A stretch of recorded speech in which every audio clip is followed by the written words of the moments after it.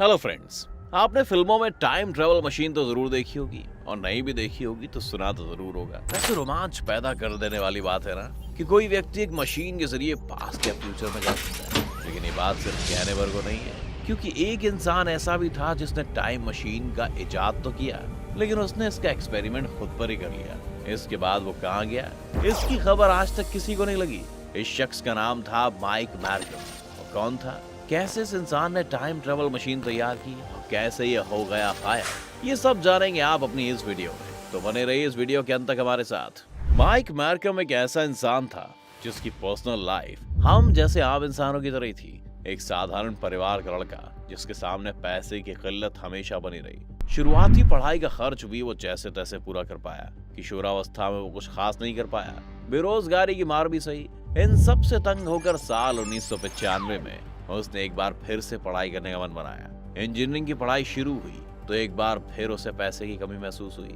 जैसे तैसे कर उसने इंजीनियरिंग की पढ़ाई पूरी की, लेकिन उसे कोई नौकरी नहीं मिल पा रही थी। इन सभी वाक्यों के दौरान उसके दिमाग में कुछ ऐसी चीज चल रही थी कि उसे कुछ अलग करना था, जिसके लिए उसे फंडिंग की जरूरत थी। वो ये जानता था कि वो कुछ ऐसा इन्वेंट कर सकता है जिसके बारे में दुनिया सोच भी नहीं सकती थी। माइक मैरकम ने अपनी इन्वेंशन की शुरुआत एक इलेक्ट्रिकल डिवाइस जैकब सिलेंडर से की। जैकब सिलेंडर ये दिखाती है कि बिजली किस तरीके से ट्रैवल करती है। इस तकनीक में इसके नीचे के ट्रांसफार्मर्स धातु के दो रॉड के बीच एक निश्चित दूरी पैदा करते हैं, जिसकी वजह से इसमें मौजूद इलेक्ट्रॉन्स एक दूसरे से जितना हो सकता है दूर भागते हैं। फिर जैसे ही ये स्पार्किंग टॉप पर पहुंचता है तो ये गायब भी हो जाती है, जिसके बाद ये सर्कल फिर से शुरू हो जाता है। जैकब सिलेंडर तैयार करने के बाद मैरकम समझ गया कि न केवल धातु बल्कि हवा को भी बिजली का एक कंडक्टर बनाया जा सकता है। फिर क्या था, मैरकम ने इसी जैकब सिलेंडर पर एक्सपेरिमेंट करना शुरू किया। उसने एक डीवीडी प्लेयर की लेजर से धातु की दो रॉड्स के बीच एयर रेजिस्टेंस को कम किया। आश्चर्यजनक रूप से उसका ये एक्सपेरिमेंट सफल भी हुआ। इस सफलता के बाद वो अपने आविष्कार के लिए दिन रात एक करके जुट गया। उसने जैकब सिलेंडर के नीचे एक और सीट लगाई, जिसके बाद ट्रांसफार्मर से निकलने वाली बिजली दो रॉड्स और मेटल के बीच में फंस कर रह गई। इस प्रक्रिया में उसने मेटल सीट पर धातु का एक पेज भी रखा। उसने देखा कि जैसे ही वहां से बिजली पास हुई, धातु का वो पेज हवा में गायब हो गया। फिर जैसे ही उसने ट्रांसफार्मर से बिजली की सप्लाई को रोका, धातु का पेज वापस आ गया।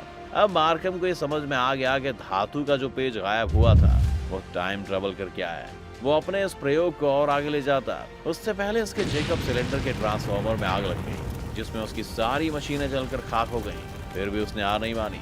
उसने तय किया कि वो उस प्रयोग को फिर से शुरू करेगा, पर उसे अपने एक्सपेरिमेंट को शुरू करने के लिए बिजली के सामान और ट्रांसफार्मर्स की जरूरत थी। उसने वो सारी चीजें खरीद तो ली, लेकिन उसकी जरूरत के मुताबिक जो सामान उसे लेना था वो काफी महंगा था।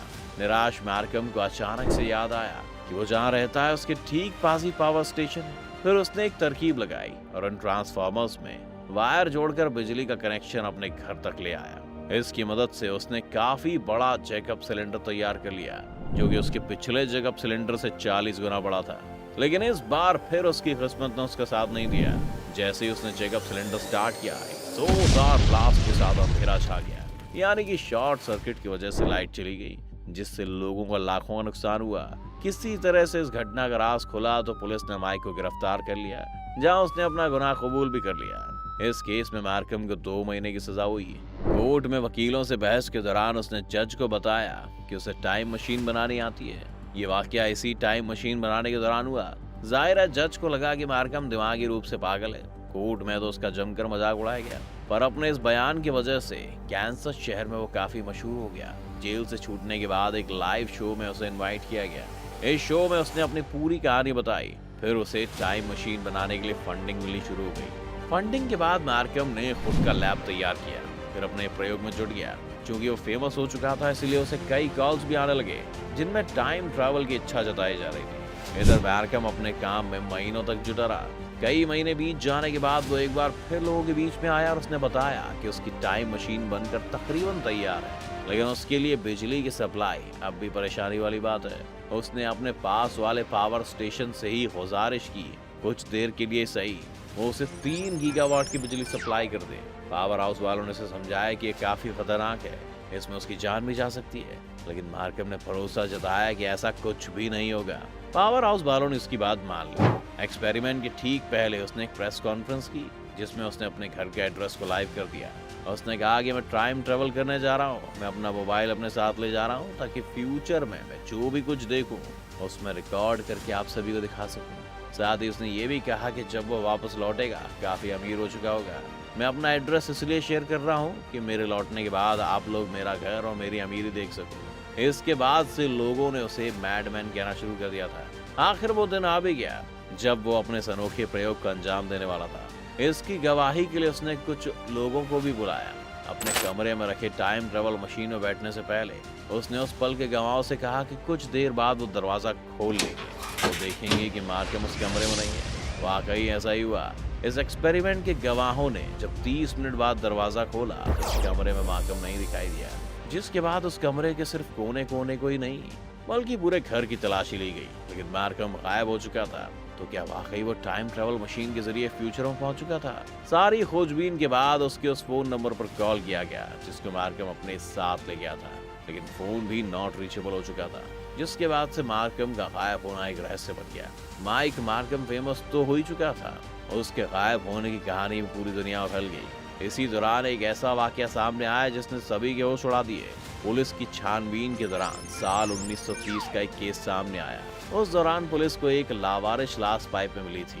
उस वक्त के डेटा के मुताबिक उस लाश की कदकाठी, रंग रूप, पहचान और उससे जुड़ा डेटा मार्कम से काफी मिलता जुलता था। पुलिस को उस लाश के पास एक मोबाइल नुमा चीज भी मिली थी, वो भी मार्कम की ओर इशारा कर रही थी।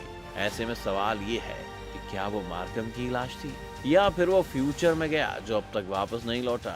इन सवालों के साथ माइक मार्कम आज भी एक रहस्य बन चुका है जिस पर पर्दा उठाना अभी बाकी है। अब मार्कम की ये कहानी पर आप क्या सोचते हैं? या आप हमें कमेंट करके जरूर बताएं।